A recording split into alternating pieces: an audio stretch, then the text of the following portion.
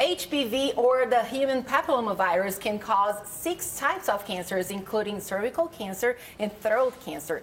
There is a lot of misinformation around HPV and the Gardasil 9 vaccine. That's why we're joined by Mary Claire Reagan, Nairi Riley, and Makasha White. They'll tell us about HPV, the vaccine, and how they're making sure Augusta University students have the opportunity to receive that vaccine. Ladies, thank you for joining us here today. We appreciate it. Thank you all. Thanks for coming. Mary Claire, let's talk about how common HPV is and what are some other cancers associated with that?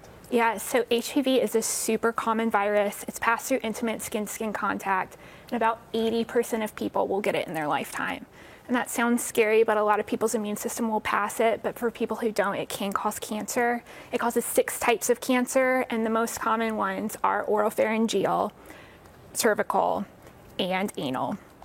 Oh, scary stuff, right? Makesh, there are some common misconceptions about HPV. So, like the belief that only females can get HPV and the ways it can be spread. So, can you tell us more about that? Right, exactly. Yes, we do see that as being a common myth. And what we say is, actually, beginning in 2009, the vaccine was, marketed to boys. And so with it being, like Mary Claire said, with it being direct skin-to-skin contact, boys, girls, we all need to be vaccinated. So isn't it wonderful to have a vaccine that covers both boys and girls? We don't hear that very often. Right. Boys can get HPV, girls can get HPV. Boys, please, we ask the mothers, the guardians, please bring these boys down to get vaccinated and protected. Yes, ma'am. And now we obviously know that HPV can cause cancer here. What can people do to protect themselves from getting these cancers? So the best thing to do to prevent these cancers, or to prevent HPV cancers, is to get vaccinated against HPV. So there's the Gardasil 9 vaccine, which is made by Merck. And if you can get that vaccine, it's eligible, or it's available to folks between the ages of 9 and 45. If you can get that vaccine, that would help to protect you against HPV cancers if you haven't already been exposed to the virus, which is why it's really important for folks between the age of 9 and 12 to get vaccinated early before they ever have exposure to that virus. That's going to give your immune system the best shot of building up that immunity before exposure. And again, that Gardasil 9 vaccine is available for folks between the ages of 9 to 45. If you're between the ages of 9 and 15, it's a 2-dose vaccine series. If you're older than 15, it's a 3-dose vaccine series. Okay. So now, Mary Claire and Ari, both of your teams are hosting an event for Augusta University students to learn about HPV and get the vaccine if they choose called the HPV Vax Bash, right? The event.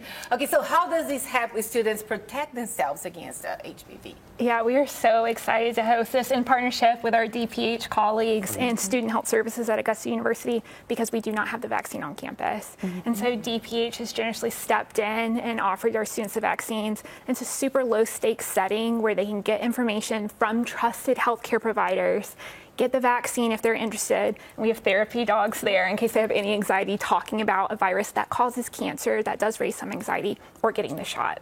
Oh, it's worth just going for the therapy dogs. Yes, we think so. So, Nairi, if people want to learn more about the HPV or the vaccine, where should they go? All right, so we have 3 great options for you. The first one is going to be some reputable sites, CDC or Center for Disease Control, and the Merck website, because Merck is the maker of the Gardasil 9 vaccine. Another great trusted source is going to be your clinicians, whether that be going to DPH, your child's doctor, or if you're on the Augusta University campus, going to Student Health Services and speaking with Dr. Shelley Larkin. They can give you a lot of information, some printouts and pamphlets. The next best site is going to be emailing Mary Claire and I at ciateam@augusta.edu, and we can make sure we send you any information. Okay.